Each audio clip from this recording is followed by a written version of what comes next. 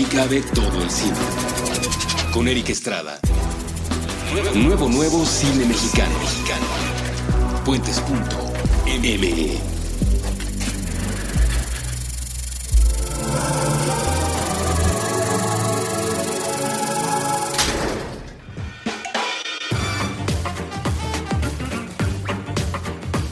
Hola, ¿qué tal? Yo soy Eric Estrada. Estamos entrando a un episodio nuevo del cine mexicano. Estos episodios en los que ahora vamos a hablar todavía más de cine mexicano. Efectivamente, nos gusta, tenemos el espacio y esta tarde vamos a tener como invitado, o tuvimos como invitado, porque el programa ya se grabó, a Axel Muñoz Barba, director de Noches de Julio, su ópera prima. Axel ha trabajado en el departamento de sonido de muchas películas importantes en los últimos años en el cine mexicano. Ahora debuta como director con Noches de Julio, una película que viene desempacada de un festival, el Festival de Guanajuato, y que, bueno, vamos a discutir aquí. Es una película bien interesante, protagonizada por José Meléndez, por Laura de Ita, por Joana Murillo y por Florencia Ríos. Entonces, quédense. La película, repito, es muy interesante y mucho del misterio que la rodea nos los va a desvelar aquí Axel, que vino amablemente a los micrófonos de Cine Garage. Vámonos para allá. Vámonos con el episodio de esta tarde. Me da mucho gusto, lo cuento cada vez que ocurre y afortunadamente ocurre muy seguido ha ocurrido muy seguido en los últimos meses. La gente escribe y dice, oye, ¿puedo hablar de mi película? Y yo digo, pues claro, para eso está este espacio, para eso está esta página, para eso es el espacio de Cine Garage y para eso son las películas, para platicarlas. Entonces, obviamente nos gustaría tener a todas las películas del mundo aquí platicadas por sus directores, por sus fotógrafos, por sus actores, por sus guionistas, pero pues si alguien dice, oye, yo voy a ir al festival tal, se va a ver mi película, ¿puedo ir a tu programa a hablar de ella? Yo, por supuesto, siempre he dicho que sí, siempre lo haré y me da mucho gusto que eso haya ocurrido con Axel Muñoz Barba, que ahora viene a presentarnos y a platicar lo ocurrido alrededor de su película Noches de Julio. Axel, mil gracias por haberme picado las costillas y haberme dicho, oye, aquí está la película, vela y hablemos de ella. Mil gracias por dejarme verla. Bienvenido a los micrófonos de Puentes y de Cine Garage. Pues muchas gracias, Eric, por fin. Por fin. Pues la gente va a pensar que te dije, no, la semana que viene. La semana que viene. No, lo digo por fin porque siempre he sido una escucha del programa y pues la verdad es que son muy pocos programas que le dediquen tanto tiempo con una plática muy, muy buena sobre las películas, de lo que sea. De lo que sea. Y que le dediques por lo menos una vez a la semana a hablar de alguna película mexicana. Sí. Eso casi no hay ningún lugar. Yo creo que puedo presumir de Cine Garage y en consecuencia de Puentes, pues que sí, espacio para el cine mexicano como se lo queremos dar nosotros, no hay. No. Hay gente haciendo la lucha, abriendo brecha. Yo he de reconocer que los amigos de Cine Premier, de no tener casi nada de cine mexicano, a tener ahora un canal también dedicado, lo que pasa es que su formato es diferente, pues está bien, está padre. Pero honestamente, si algo puedo presumir es que en este espacio se le da, o se le quiere dar, o se le busca dar difusión, tiempo, plática, discusión al cine mexicano y en consecuencia a Noches de Julio, que es tu película, una película que viene fresquecita de haber participado en un festival. No sé por dónde empezar, no sé por dónde quieras empezar, Axel, con tu debut en el largometraje, quizá con tu propia historia, ¿no? De cómo comienzas a filmar trabajando en el departamento de sonido, cómo comienzas a hacer cine, quiero decir, trabajando en el departamento de sonido, hasta que logras concretar una película tan interesante como Noches de Julio. Te lo digo desde ahora, ya para romper el hielo, sí me gustó, ¿no? Sí me gustó. Ya me conoces, tengo mis matices, pero la película de entrada me gustó bastante, me simpatizó mucho, pero me gustaría que nos dibujaras el camino del inicio de tu carrera ahora a tu debut en el largometraje. Pues yo estudié en el CCC, en el Centro de Capacitación Cinematográfica, en el 2006. Y como la gran mayoría de los que entramos ahí, pues todos queremos ser o directores o fotógrafos. Uh-huh. Por lo menos los que entramos en realización. Y ya después cada quien pues va teniendo sus chambas para vivir y para pagar la renta. Y yo decidí pasarme a sonido porque dije, bueno, porque se me daba y me gustaba, siendo músico frustrado también, pero se me daba y dije, necesito, si voy a trabajar en algo que me sirva para dirigir. Porque luego hay otros trabajos que son muy interesantes dentro del cine, pero que no estás rebotando con la experiencia de realización directa. Y una cosa que mencioné ahora en el festival es que la ventaja que da el sonido directo es que yo escucho por los micrófonos, pues, todo. cómo dirigen, pues sí, claro. prácticamente todo. Cómo dirigen todos y cada uno de los directores con los que he colaborado y cómo responden ante ello los actores, el diálogo que sucede. Entonces, para mí fue como una gran escuela y he tenido la fortuna de trabajar con gente muy interesante y muy, muy talentosa que les he aprendido mucho, que me sirvió, por supuesto, para la película. Claro. Durante mi trayecto en el CCC fue básicamente haber estudiado realización y he hecho mis cortos. Mi tesis mi tesis de cortometraje fue un corto que compitió en Guadalajara en el 2011, 2012 más bien. Y aquel famoso mariachi, el año del mariachi. El año del mariachazo. El año del mariachazo, mi tesis ahí estuvo compitiendo. Año determinante en la historia del festival. Referencial. Sí. Y hasta de la crítica, ¿no? No. Yo no fui a ese, pero me contaron cómo se puso la cosa. Sigue, porque un día haremos un programa de ese festival. ¿Hace cuánto fue? Pues ya sus 6 años. 6 años. Entonces hay gente que ya ni siquiera ubica la película. Entonces, cuando dicen el mariachazo, sí. ¿a qué se refieren? ¿No? Habría que hacer un programa especial de ese festival, fíjate. Es parteaguas. Tú que estuviste ahí estarás cordialmente invitado, pero encantado. Creo que no es mala idea hacer un recuento de lo que pasó en ese festival. Sigue, perdón que te interrumpa. No, todo bien. Ese año comenzamos Claudia Garibaldi y yo, la guionista, a escribir, porque en el 2011 yo me graduó. Y fue en resumidas, fueron 5 años desde el comienzo de la escritura del guión hasta que terminé de filmar. En ese inter, pues me la pasé trabajando en películas. Claro, pasando en películas, dijiste 2011, sí, que empezaste. Pues mira, yo aquí tengo, así nada más, Abuelo de pájaro, Las sufragistas, Güeros, Espectro. ¿Cuál es Espectro? Espectro se llamó Los demonios de Marta. Ah, ya, sí. Es con Paz Vega, que sí, dijo sí, Poncho sí. Pineda. Sí. Tienes González, que además la acabo de pasar en el Cineclub de la Vasconcelos. Tienes Eddie Reynolds, tienes Los Hamsters, tienes Te Prometo Anarquía, tienes Un monstruo de 1000 cabezas, peliculón. El año de Un monstruo de 1000 cabezas, esta película era mi gallo para ganar en Morelia.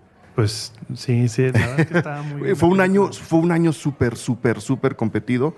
Y se lo dije a Rodrigo Pla el día que me lo encontré ahí. Tienes Desierto, tienes Los Herederos, tienes La Cuarta Compañía, de una o de otra forma, ¿no? La Caja Vacía, Chabela, el documental que además estrena hoy. Sí. Estrena justo el día que estamos grabando. O sea, no es currículum flaco, ¿eh? No. Pues muchas de esas son en realidad es como... Somos una serie de amigos sonidistas que nos echamos mucho la mano. Entonces, varias de ellas, como por ejemplo Güeros o La Cuarta Compañía, en La Cuarta Compañía pasamos medio mundo. Sí.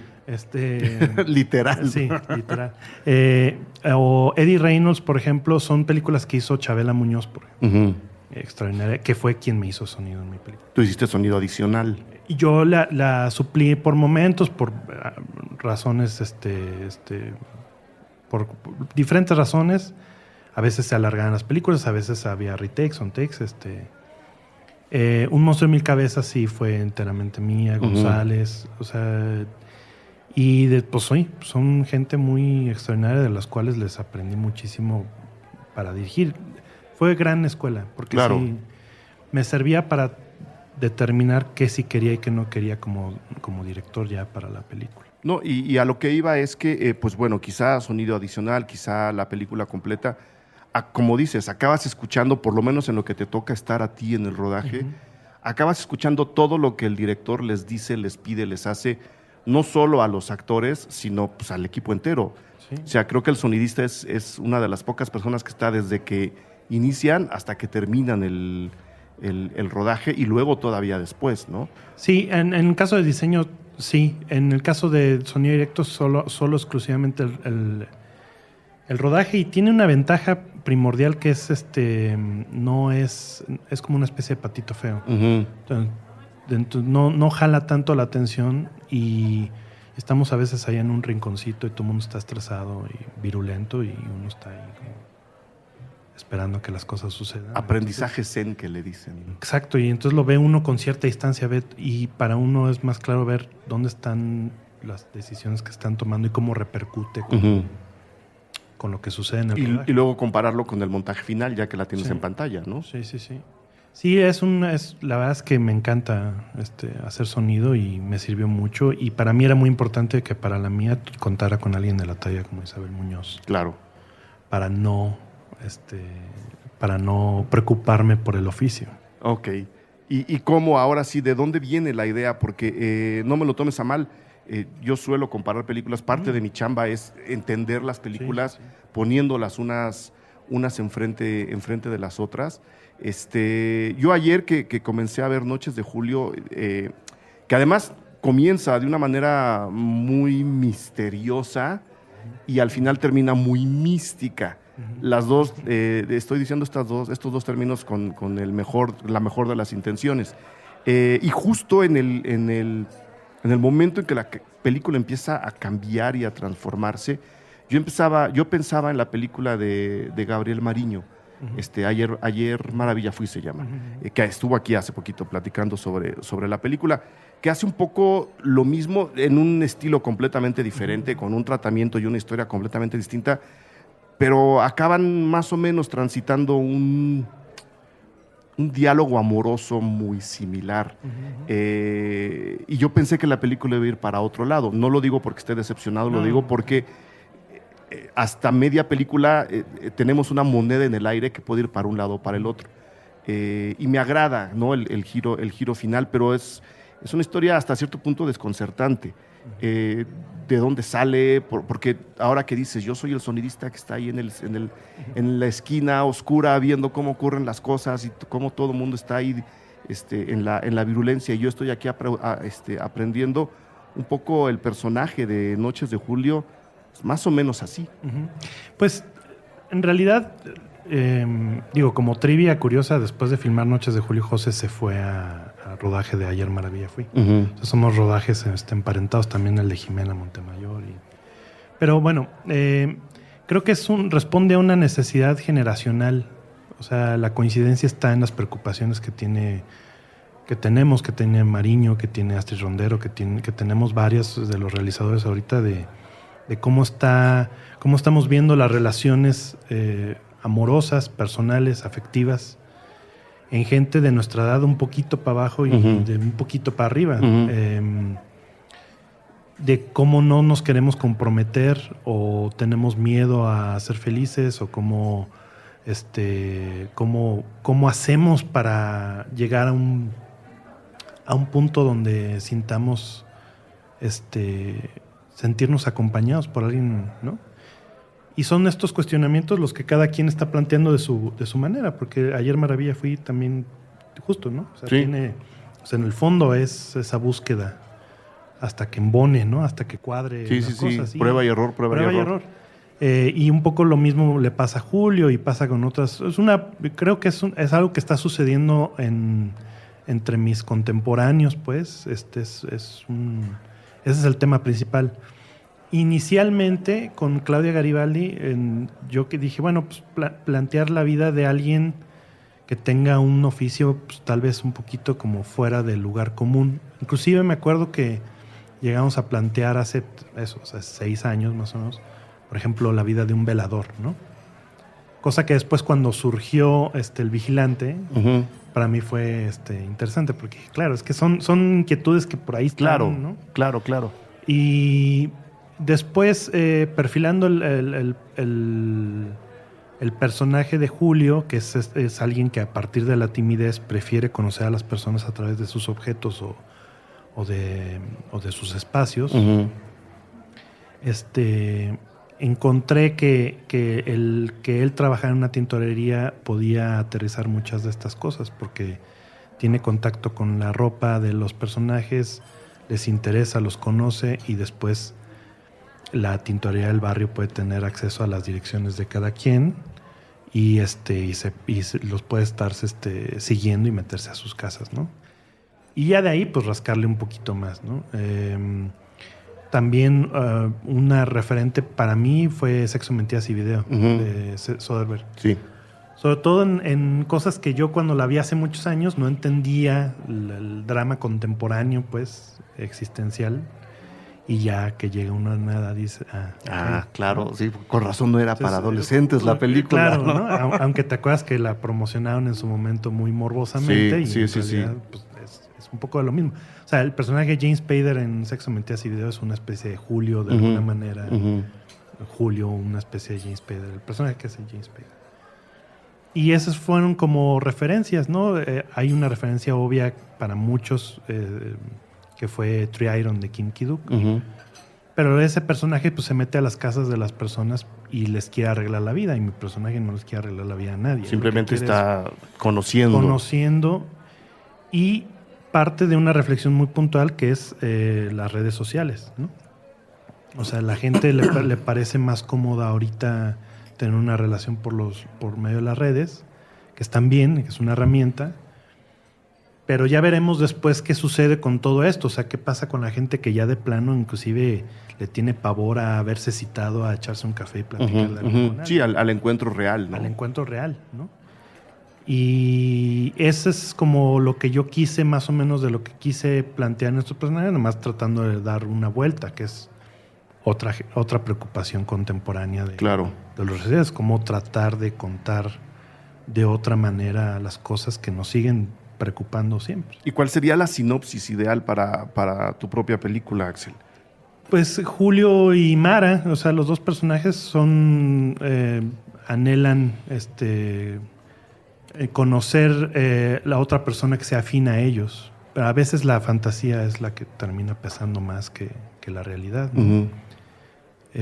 Eso como a grandes rasgos sería de lo que va la peli. Ellos no entienden cómo no los entienden, y la otredad, los otros personajes no los logran descifrar, pero lo que ellos hacen es lo mismo que hace cualquier persona, nomás que a través de Facebook o Twitter. Claro, sí, ¿no? Como dices, entrar a las casas ajenas, tocar la ropa, ver los libros, ¿no? Sentarse en la cama.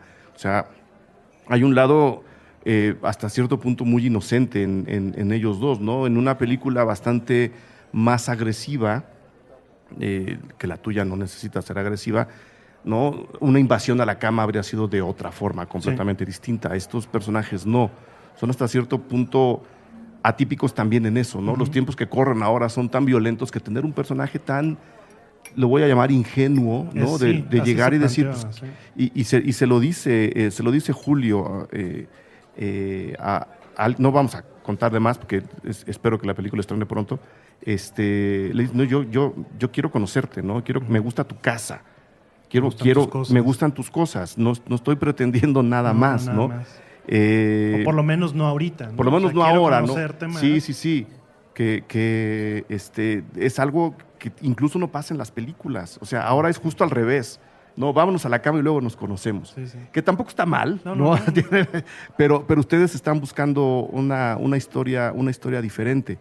Y hay un momento en la película, justo teniendo a Mara y a Julio de un lado y del otro, cruzándose, ¿no? En la historia que estás contando, hay un momento en que yo incluso llegué a pensar, es la misma persona. O sea, Julio se está persiguiendo a sí mismo. Sí. Su soledad lo está llevando a conocerse a sí mismo. No a cuestionarse a sus vacíos, sino a ver qué le gusta de los demás para conocerse a sí mismo. No sé si esa intención está detrás de la película. Sí. Tan la intención era, por un lado, como lo que decías hace ratito de lo de la ingenuidad. O sea, sí planteamos, José Meléndez y yo, planteamos construir que tenga todavía estos rasgos de sorprenderse él ante ciertas cosas, de esa curiosidad genuina, ¿no? Eso por un lado, y por otro es cierto, es que solo al final alguien como él, en el caso ahora que es Mara, pues son afines el uno para el otro. Lo que pasa es que a él le cuesta trabajo darse cuenta. O sea, la película entra en un momento de crisis en él. Digamos, y esto lo digo ahora de broma, porque ya está más asentado el medio, pero si esto hubiera sido una miniserie en realidad, hubiera tenido más tiempo de contar más cosas de cómo tuvo momentos gloriosos de meterse a las casas y todo eso, y luego tuvo broncas. En donde lo agarramos en la película, siempre fue planteado así, ya es un momento muy, muy bajo, muy de crisis. Y en eso se aparece ella. Ok. ¿Por qué Noches? La película se llama Noches de Julio porque el personaje se llama Julio, no porque ocurra en el mes de julio. Aunque el truco me gusta, pero ¿por qué en la noche? Porque sus intrusiones no son necesariamente nocturnas. No, y pues por la figura retórica de todo lo que significa la noche, ¿no? O sea, porque se da por hecho, por costumbre social, que pues en la noche la gente está descansando y dormida. Y aquel que no pueda dormir y descansar, es que no vive otra realidad, digamos, ¿no? Esa es una idea heredada como desde los guiones desde un inicio. Y a Claudia se le ocurrió el título. A mí me pareció increíble. Y ahora lamento todavía no encontrar un buen título internacional porque se pierde. O sea, ese juego bonito del español se pierde. Déjalo en español. No, bueno, que se fastidie el mundo. No, pues sí. Y la película del Festival de Pekín se llama Noches de Julio.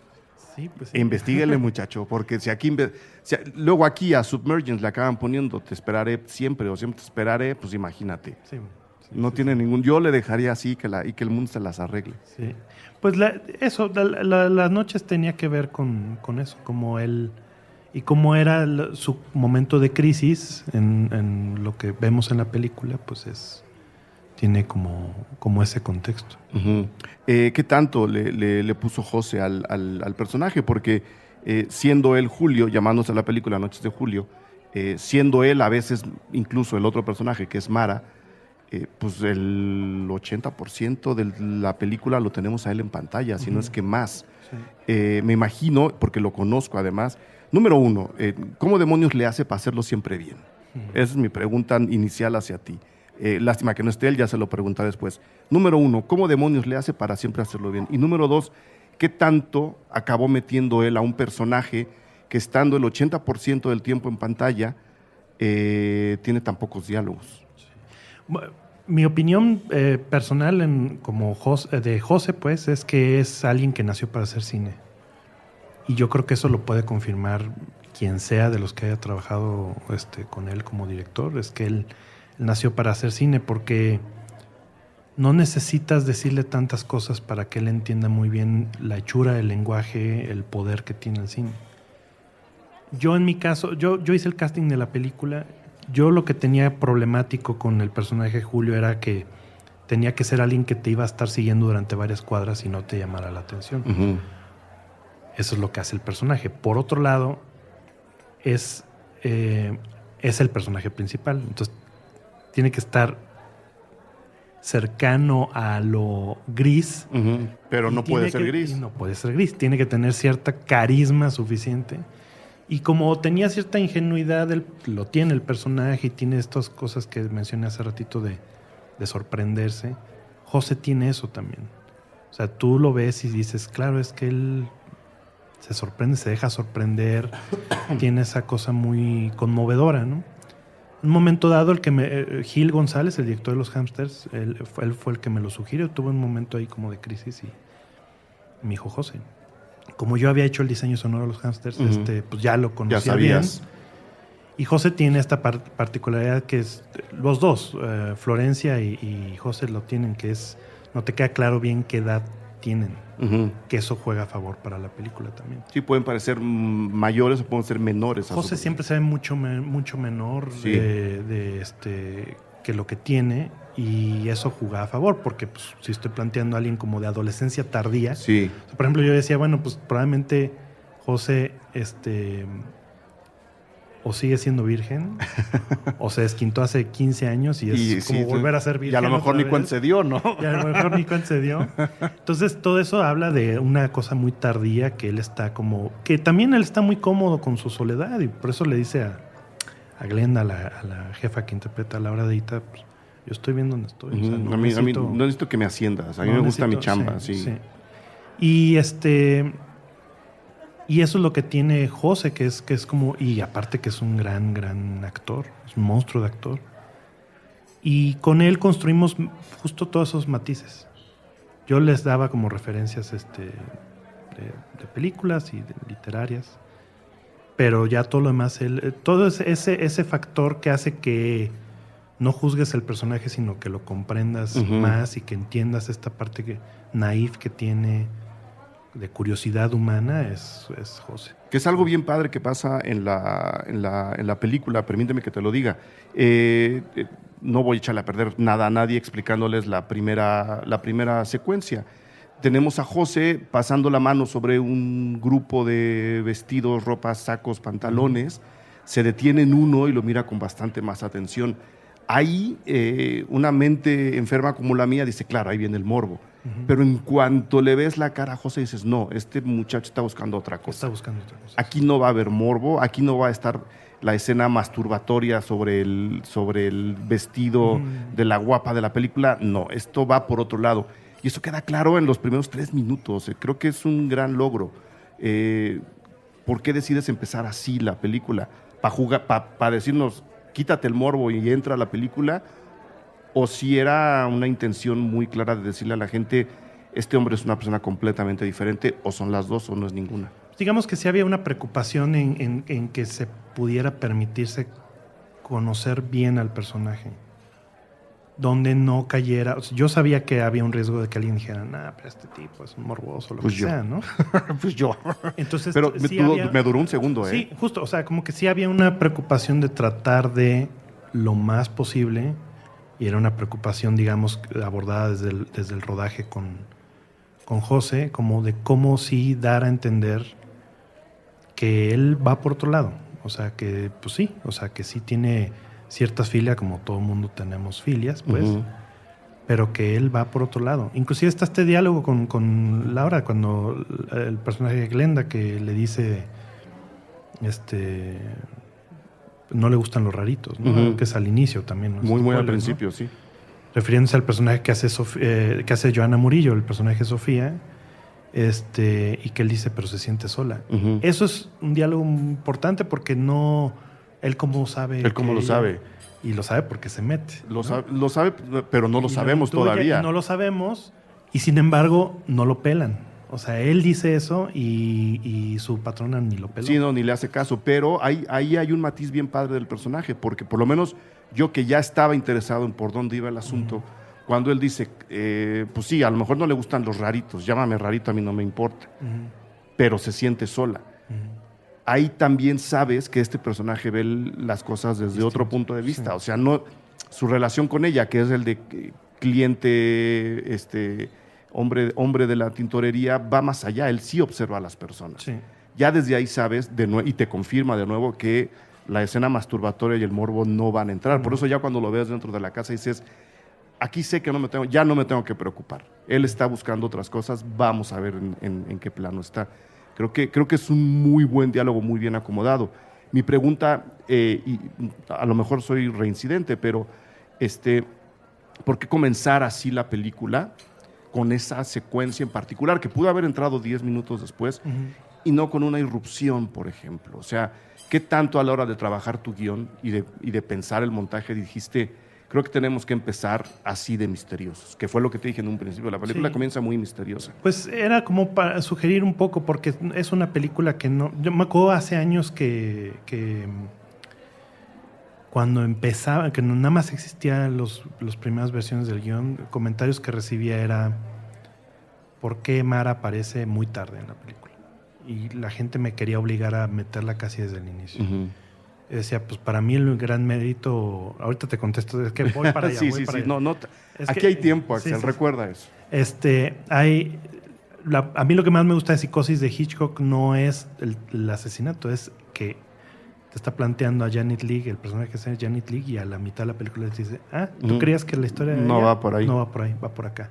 Y eso para mí es uno de los riesgos más importantes que tomó Hitchcock. Entonces yo dije, bueno, pues yo quiero intentar algo así, ¿no?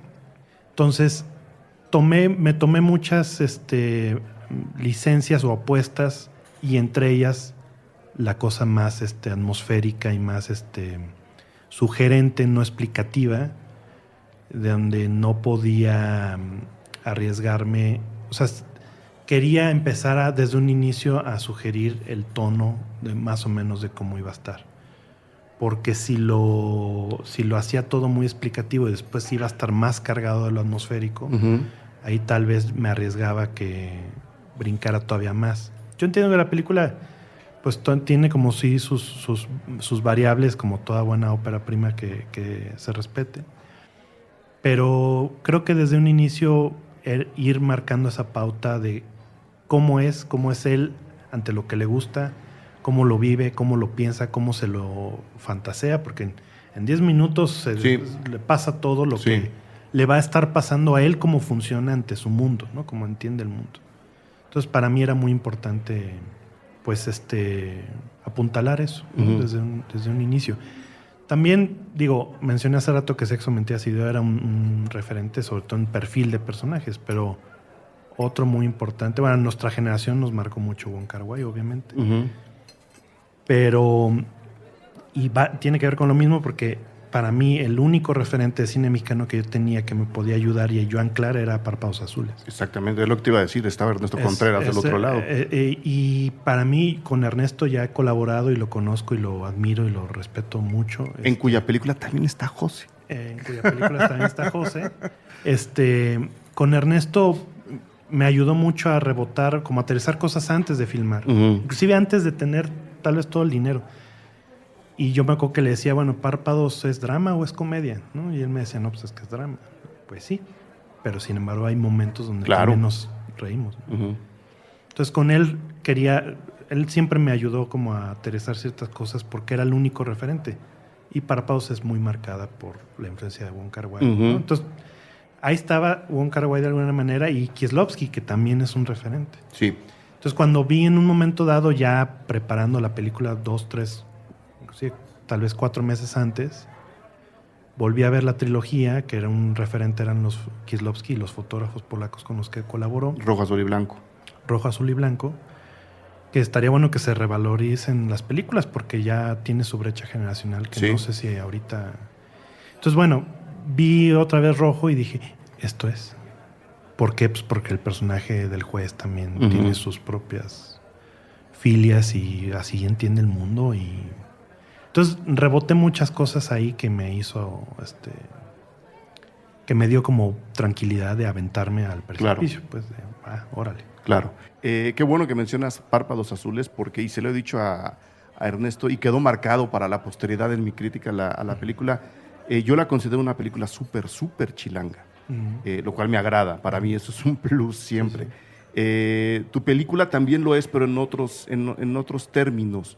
Y me gustaría preguntarte por qué decides darle esos tonos y por qué decides grabar todavía me cuesta trabajo decir grabar. A mí también todavía. Mucho. ¿Por qué decides hacerla en los rumbos en donde la hiciste, que no reconocí tantos como me gusta hacer en las películas?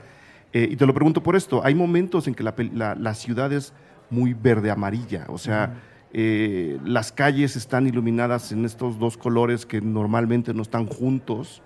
Y al mismo tiempo hay zonas súper cálidas donde ver las calles, pues la verdad como son de esta ciudad. La verdad son muy bonitas calles. Sí. ¿Por qué le das estos colores a la ciudad? Pues mira... Claudia Garibaldi, la guionista, y yo somos de provincia. Ella es de Zacatecas, yo soy de Aguascalientes. Entonces lo que extrañábamos un poco cuando empezamos a escribir era esta sensación que sí, por supuesto existe en la Ciudad de México, que es la del barrio, pero que sí se ha ido perdiendo, porque, pues, por ejemplo, alguien que sea de toda la vida de la Portales, pues sí todavía conoce a la familia, a los cuates, a los vecinos, pero son cosas que encuentras más referentes, más de literatura o más de películas de antes. Sí se siente eso en las películas mexicanas de de antes ya no se siente tanto ahora porque la realidad es así. Sí. Entonces quisimos rescatar un poquito esta sensación del barrio, de que todos los personajes van a la tintorería Del barrio. Del barrio, ¿no? Desde los personajes más acomodados socioeconómicamente y los que menos van a lavar a la tintorería, y ahí están las direcciones de todos en las notas. Uh-huh. Algo que, por ejemplo, batallé mucho fue en encontrar lugares que desde afuera parecieran fáciles para Julio entrar a la casa. Uh-huh. Esa es la trampa provinciana en la cual me traje desde allá, porque dije, pues es que sí, pues es que hay casas que no tan... Y bueno, ya, el golpe de la realidad me hizo darme cuenta que sí existió eso aquí en la ciudad, pero hace muchos años que Pero a la película no le hace falta. No, y al final encontramos las locaciones. Ahora, justo en el sentido de lo del barrio y todo eso, a mí me parecía que se acomodaba más en la San Rafael o la Santa María la Ribera, que es el grueso de la película, está filmado allá. Eso pensé. Y solo hay una locación que es la casa del personaje de Sofía, el que interpreta a Joana Murillo. Ese está en La Condesa, Uh-huh. aquí en Nuevo León. Aquí al lado. Y ese fue más por una decisión de crisis de locación, ¿no? O sea, como de no encontramos una donde yo necesito ver lo que se brinque y se meta. Uh-huh. Punto. Entonces sí, fue un tema. De ahí en más, todo es filmado ahí. O sea, la tintorería Rubí está ahí en casi esquina en la Calzada México Coyoacán, como atrás del Teatro Blanquita. Digo, sí es Blanquita. No, es el Virginia Fábregas. Uh-huh. Y la privada esa es donde vive amigos, o sea, está ahí en Doctor Atl. Que es la única, el Doctor Atl es una gran calle, es la única vez que me saltaron los colores, no porque sea malo, ahí tenemos ya algo muy claramente verde y rojo, y yo insisto, tus calles nocturnas son amarillas y verdes. Pues ahí sí ya era el trabajo más de diseño, producción y de foto con Osvaldo Toledano, que te digo, estaban muy influenciados por el trabajo que hacía los fotógrafos polacos con los que trajo Kieslowski, Sławomir Iciak y Peter Sobocinski, todos estos, que experimentaban mucho con esos colores. O sea, a nivel visual está más referenciado Kieslowski, ¿no? Se ve muy bien, la verdad. Y pues para darle también esta cosa rarita, o sea, porque la película sí... ¿Quién me dijo? Alguien me acaba de decir, me recordó a... No me acuerdo quién me dijo, pero me dijo, me recordó como a los cuentos de la infancia. O sea, tiene una cosa ahí, como fuera de la realidad. Sí. ¿no? Deliberado, por supuesto. Claro, tan deliberado que no salta. O sea, encaja muy bien en la película. Pues bueno, un saludo a Joana Murillo, por supuesto, y a José Meléndez. Y luego presentas la película en... La acabo de presentar en el Festival de Guanajuato. Estamos contentos porque fue el primer lugar donde tienen una cosa dentro de la industria que se llama incubadora, que es cuando nada más tienes a veces inclusive el argumento. Y ahí hace como 4 años fue la primera vez que se llevó algo de Noches de Julio. Luego, como 2 años después, fuimos al pitching de coproducción. Y ya, tiempo después, ya la acabamos de presentar ahora en el Festival de Guanajuato y muy contentos. Nos fue muy bien. ¿Qué les dijo la gente? Es una sensación muy rara. Yo ahora sí que ya lo vivo por primera vez. Me recordó esto que decía Borges de que cuando su primer libro vendió 25 ejemplares. Dice, eso me permitía saludar de la mano a cada uno de mis clientes. Es una sensación similar porque sí, en la proyección de San Miguel no estuvo 100% lleno, pero en la del Teatro Juárez el 28 estuvo repleto.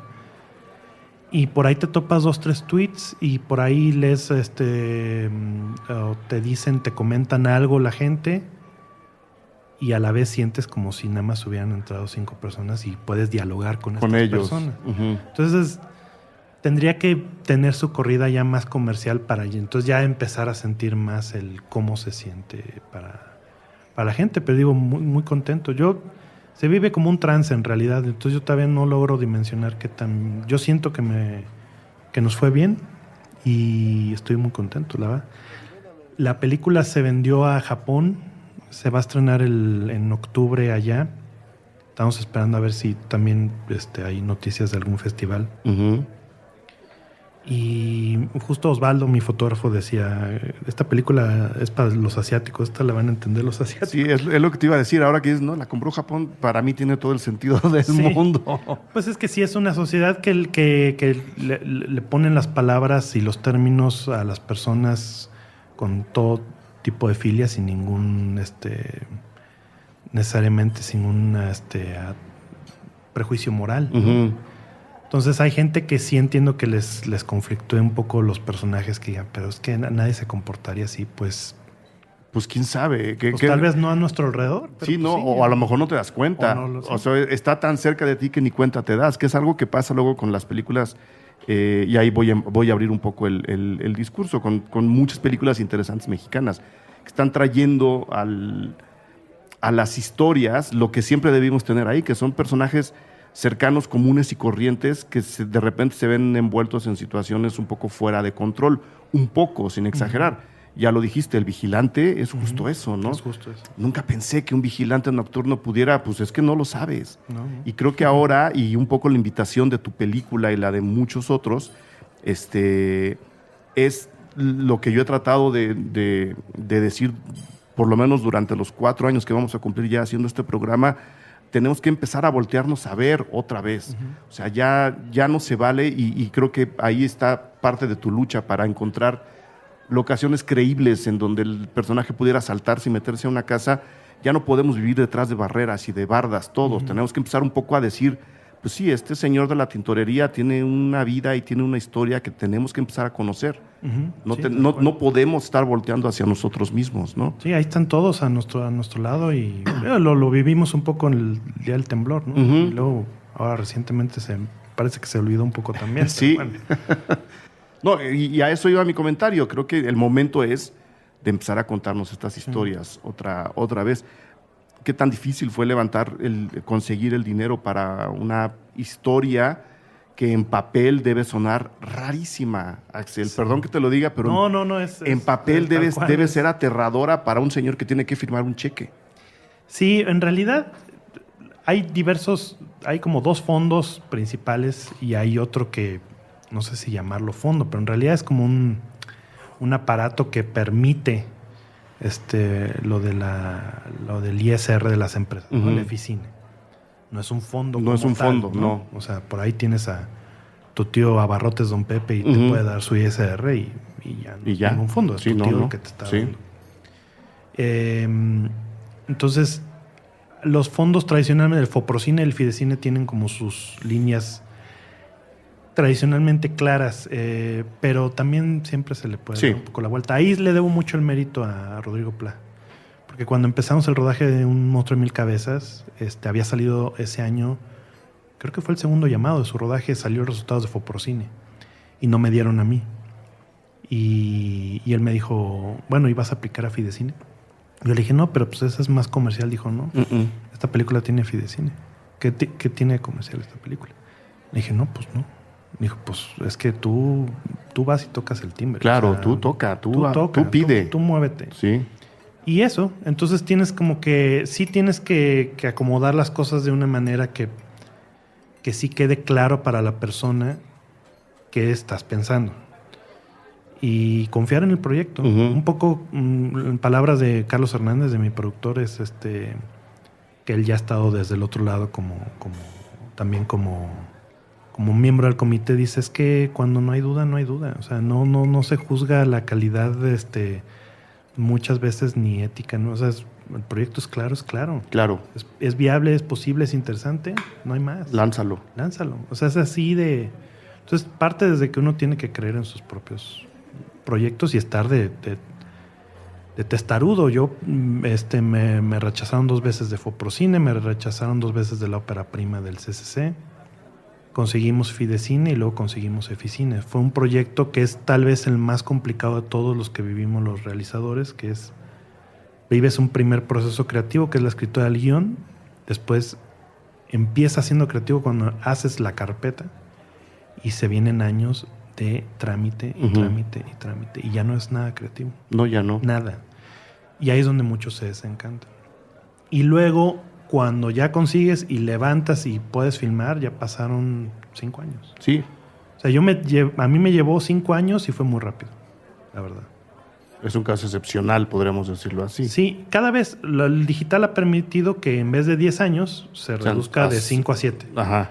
Pero sigue siendo mucho tiempo. Aunque seas la persona más suertuda del mundo, no puedes levantar pidiendo fondos, no puedes levantar una película en menos de 3 años. Que es otra cosa que hay que discutir un día Eso en uno de estos sí, programas, sí.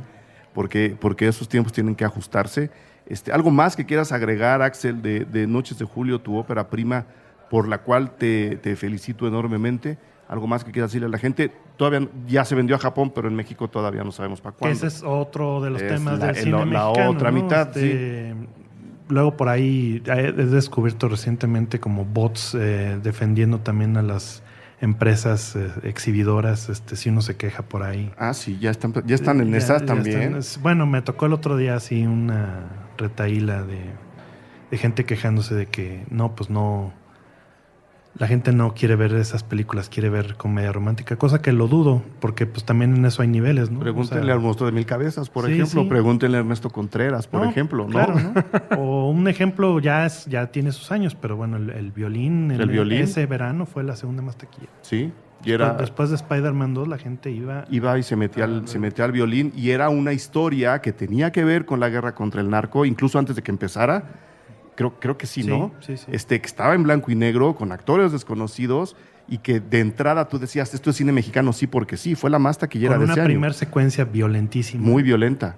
Y sin embargo, la gente estaba interesada. Claro, así. Es que, bueno, son condiciones distintas de exhibición. Y lo que nos pasa un poco es eso. Nosotros aplicamos para Eficine Distribución, la vamos a distribuir. A mí me interesa algo que hizo Marcelo con Oso Polar. Uh-huh. Que fue una distribución más pequeña en el sentido de circuito cultural. Es lo que realmente a mí creo que es el nicho donde le pertenece a Noches de Julio. Me ilusiona mostrarla en la Cineteca, claro. Que se vea en las cinetecas, que estamos totalmente abiertos a lo de video on demand también. Uh-huh. Y con pocas copias y que se pase mucho, porque pues la peli es así. O sea, la peli no es una película ni comercial ni necesariamente el gusto para el gran espectador. Entonces, pues también no estarme como peleando. No lo es, Axel, pero creo que aún así, sin serlo, las compañías exhibidoras deberían tener un espacio para mostrar este tipo de películas a un público que normalmente no iría a verlas. Que te dicen que los tienen, pero los tienen, por ejemplo, en la sala de arte aquí en 2 o 3 lugares. Sí, el martes a las 10 de la noche. Y luego lo quieres mostrar en provincia y te mandan lo que le pasó a Ernesto con no solamente aquí, uh-huh. que ya lo habías hablado el otro día, pero también en provincia. O sea, también El Sueño en Otro Idioma estaba en tal lado a las 2 de la tarde. Pues es el mismo problema aquí y allá si muestras una película a las 2 de la tarde. La gente no puede ir. No puede ir a esa hora. No. Entonces, nosotros queremos tentativamente febrero, marzo exhibirla. Ok. En el inter de todo esto, pues nos gustaría ver qué más, no sé si en la Cineteca por ahí se llegue a exhibir. Ahora sí que es un poco, lo pongo en el aire metiendo presión. Un llamado, que sabemos que nos oyen, un llamado. No hay muchas, sí, fuera de eso no hay, ahora se va a exhibir el 15 de agosto en el CCC, uh-huh. en el día del cine mexicano. Ese día va a estar bueno, se proyecta Hasta los dientes de Alberto Arnaut. Gran documental, muy importante también. Luego se proyecta Restos de Viento de Jimena Montemayor, gran película. Que también estuvo en Guanajuato, ¿no? Ganó en Guanajuato. Gran película. Y luego se proyecta Noches de Julio, la mía, y luego cierra Cría Puercos de Hecatl. A mí me gustó. A mí me gustó. Yo hice el diseño sonoro de cierto. Y bueno, es al ser la última ópera prima que recién salió, pues es la que obviamente va a cerrar en el CC. Claro. La entrada gratuita. Espero el CC siempre es gratuito. Abierto para el público. Uh-huh. Esa es la fecha que tenemos ahorita, la siguiente proyección. Ok, pero igual habrá por ahí, como dices, algún festival que la jale una proyección especial o algo así. Ojalá, sí. Ojalá. Sí. Pues bueno, ahí están los pormenores de Noches de Julio, película de Axel Muñoz Barba, que de nuevo te agradezco que hayas venido al programa, que hayas levantado la mano, que nos llames la atención, para eso estamos. Mucha suerte con la película, la verdad, creo que le va a ir bien. Creo que es una película lo suficientemente bien estructurada, primero para provocar la curiosidad y luego para dejarnos saborear esa curiosidad en la segunda mitad de la película, que creo que es el juego que, por lo menos desde mi punto de vista, el juego que propone. Abrir una serie de preguntas y luego hacernos enamorarnos de las dudas ante las respuestas de esas preguntas, porque las respuestas, como en toda buena obra artística, no llegan al 100%. No se trata de eso, contar una historia. Entonces, mucha suerte con Noches de Julio. Cualquier cosa que podamos hacer, Axel, muchas gracias. Avísanos y aquí está el espacio. Muchas gracias.